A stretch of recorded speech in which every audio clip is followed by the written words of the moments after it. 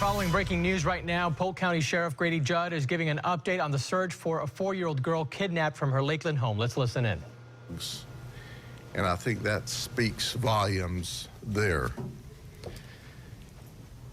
It is important to understand who we're dealing with, and that's what we need to communicate to you today. And we also need to make sure that everyone in at least the southeast United States, and I would suggest the eastern part of the United States, sees this coverage and helps us find this child. West Wild Hogs apparently left home a week ago today from Seal, Alabama with his wife. He told her, "I have a surprise for you," but he wouldn't tell her what the surprise was. So they left Seal, Alabama, and they went north on 75 through Tennessee, to Kentucky, to West Virginia, to Maryland, where apparently they rested at a welcome center. From there, they went Interstate 95 south to Charlotte, North Carolina, then back to Tennessee to I-75, and then they came south to Georgia, into Georgia. The wife at about Dalton, Georgia said, "Hey, I've had enough of this. I've been riding around with you," it's now Thursday, since last Monday, about this surprise that you won't tell me anything about. So she gets out of the car and calls family to take her back home to Seal, Alabama. He then proceeds south on 75 and ends up on the evening of Friday the 7th at his grandmother's house in Polk City, Florida. Now, his grandmother's not seen West Wild Hogs in over a year. He stays there that evening, tells his grandmother, "I have an interview on Monday." He's a truck driver by trade, and the bottom line to it is that he knows the roads pretty well. So on Saturday morning, the grandmother said, "Well, I've got to go to work." And he said, "Well, can you give me the address of some Walmart stores?" So she pulls up some addresses of Walmart stores. And sometime between Friday night and Saturday morning, they also have this conversation about, well, have you seen the family, the Rebecca Lewis family, who he knows, the grandmother knows. Apparently, that one grandmother has been friends with the other grandmother, and so there's been a long-time relationship. The grandmother from Polk City goes off to work in Claremont, and he leaves, and that's the last she's seen of him. Well, sometime before 9:30 a.m. on Saturday, he picks Rebecca Lewis up on Highway 98 North, where she lived. Now, let me stop there for a second and say that he lived with the Rebecca Lewis family about 2 years ago when she was an infant.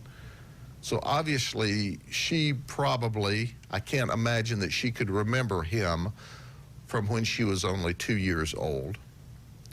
But he was made to leave there 2 years ago because he pulled a gun on the family and pointed it. So the mother ran him off. So he's been out of the picture from this family for 2 years. It's not like he's taken off with a neighbor kid he has been like an uncle to. He takes the child. He goes across the street to McDonald's and spends about 30 minutes there eating breakfast. We've talked to witnesses from McDonald's. We certainly have the clips from McDonald's, as you see on the far side there, and off he goes. The next time we learn of West Wild Hogs and Rebecca Lewis is when he shows up at a BP station in Forsyth, Georgia, off Interstate 75. and that is about 6:30 p.m. on Saturday. He buys drinks. We notice from that video she is now wearing a pink dress and leggings. He's in a light-colored T-shirt wearing blue jeans.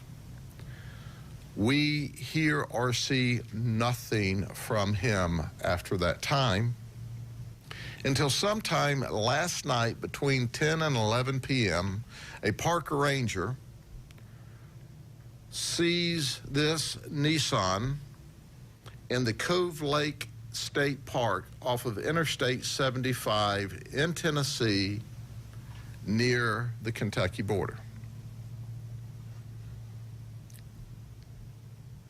The park ranger checks this guy out. He says, "Hey, I'm here waiting on this young lady's mother, Rebecca's mother," which is obviously a lie. And the park ranger said, "Well, the park's closed. You got to leave." Sometime after that, the park ranger sees a bulletin and goes, "Oh my gosh, that's the guy and the 4-year-old child that he's kidnapped." And overnight calls detectives with our sheriff's office.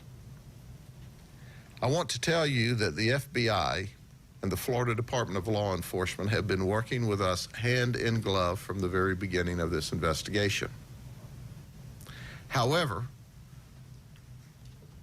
the state of Tennessee chose not to do an Amber Alert when we asked them to, because they said there was no evidence at the time that Rebecca and Westwell Hoggs was in Tennessee. Well, here's a news flash, Tennessee. He was there. They did a missing persons. It's important for the community to understand we're tracking this guy after the fact.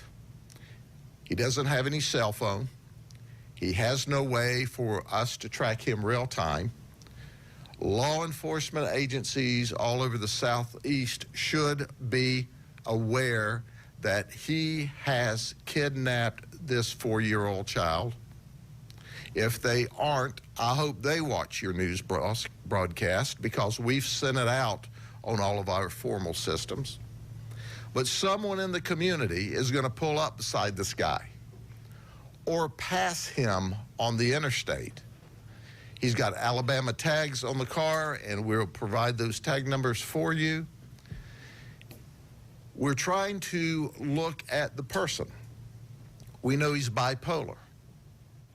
We know he suffers from depression. We know that he doesn't have a criminal history at all. We know that it's very important that we find him and return Rebecca to her family. Is Rebecca in immediate harm? She's certainly in immediate danger. We don't know what his proclivities may be or may turn into. But we know this: without the community's help, without law enforcement help, we know he has and feels very comfortable driving the highways. That's what he did for a living. And we see him driving a route, and currently driving a route on the interstate roads. He showed no evidence of hurting the child based upon what we see at the BP station, based upon the interviews we did. Last night, his interaction with a park ranger was calm, cool, and collected. He didn't offer to run. He didn't offer any violence. He only offered to lie and keep possession of this child. Here's a message for Westwell Hoggs. Don't you hurt that baby. You keep that baby safe and take her to a police department, a sheriff's office, a fire department. You turn her over to responsible citizens at a church. We'll worry about catching you later, but we want that child back right now.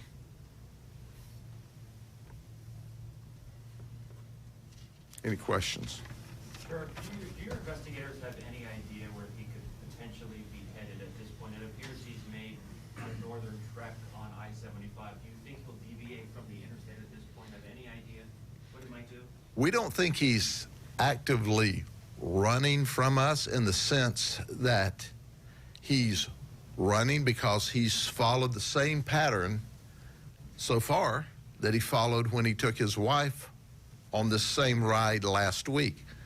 Do we anticipate that he'll move further north into Kentucky and over into West Virginia and Maryland and back loop around to 95? We don't know where he is or what he's doing, because we missed our last best opportunity to recover the child last night in that state park in Tennessee, where, by the way, they didn't do the Amber Alert because they didn't know he was in Tennessee.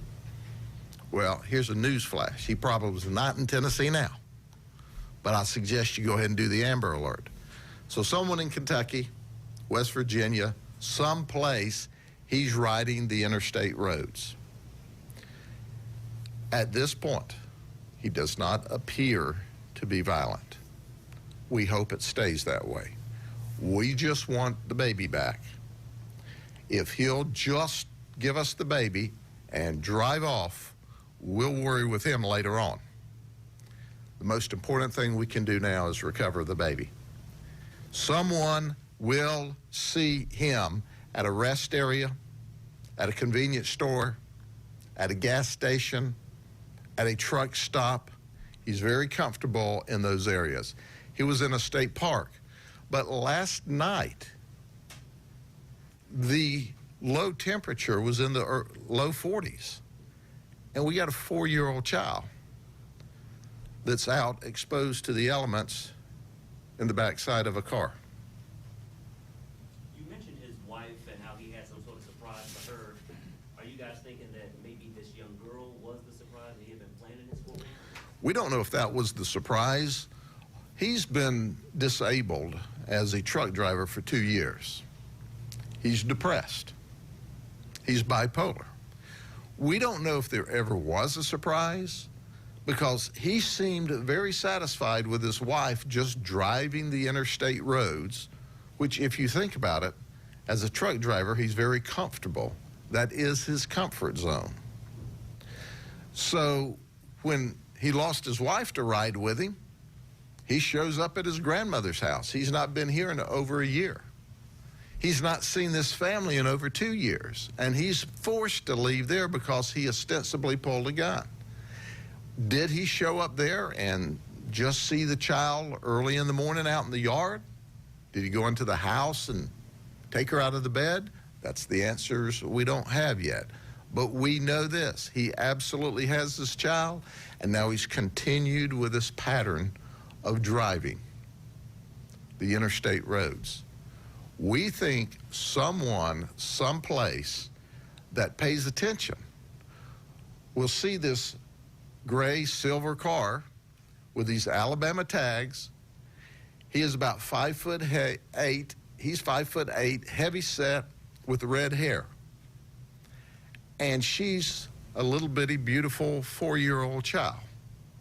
They ought to stick out. And all we need is someone. And you are watching live here as Polk County Sheriff Grady Judd gives a briefing, a live update here on a missing 4-year-old Rebecca Lewis from Polk County, also letting us know a little bit more about the suspected kidnapper, West Hoggs. The sheriff describing him as a disabled former truck driver that suffers from bipolar disorder and depression. Sheriff Grady Judd pleading with that suspected kidnapper, "Do not hurt that baby." That's a direct quote. "We want that child back right now." They were last seen in Tennessee near the Kentucky line. And right now, an Amber Alert spreads over much of the southeast as the search continues. We'll continue.